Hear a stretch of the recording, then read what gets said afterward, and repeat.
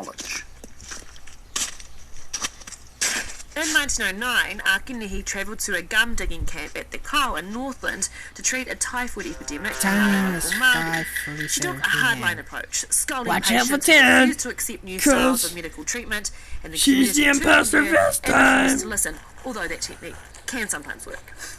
But Ākinihi learned a lesson from this. She wrote in her journal, Great discretion must be used not to offend the patient's beliefs, and at the same time uphold one's own mission.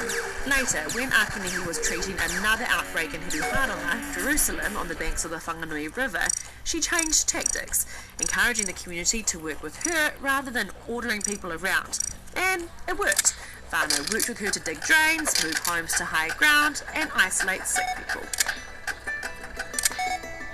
And around 1890, thanks to a combination of increasing immunity, improved sanitation and better access to food, the national Māori population started recovering. But outbreaks of infectious disease still killed a lot of people. Ākinihi was one. She died from a typhoid infection while treating an outbreak of the disease among her family in Gisborne in 1910. She was just 32 years old. And now Purple got killed! Pākehā authorities often praised people like Ākinihi and Te Rangihiroa, but they didn't treat Māori healthcare as a priority. Efforts to create independent Māori health councils collapsed. There was limited funding to improve infrastructure in Māori communities or to train Māori nurses and doctors. The first systematic tuberculosis survey among Māori was in 1933 in Waiapu on the east coast. 1 in every 20 Māori had the disease, and the death rate was 10 times higher than for non-Māori. Now, to the kitchen. And Māori weren't the only ones to suffer unequal burdens from disease. Chinese, Indian and other non-British migrants were often unfairly stigmatised as carriers of infectious disease, sometimes with tragic results. In 1903, Kim Lee, a Chinese fruit seller in Wellington, was suspected of having leprosy.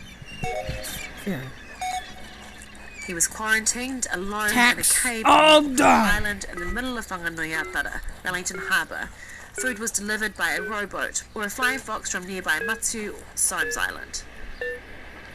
It's now thought Kim Lee probably didn't have leprosy at all. It was most likely a more common disease like tuberculosis. He spent 6 months alone on Mokopuna Island before he died there of heart, liver and kidney failure.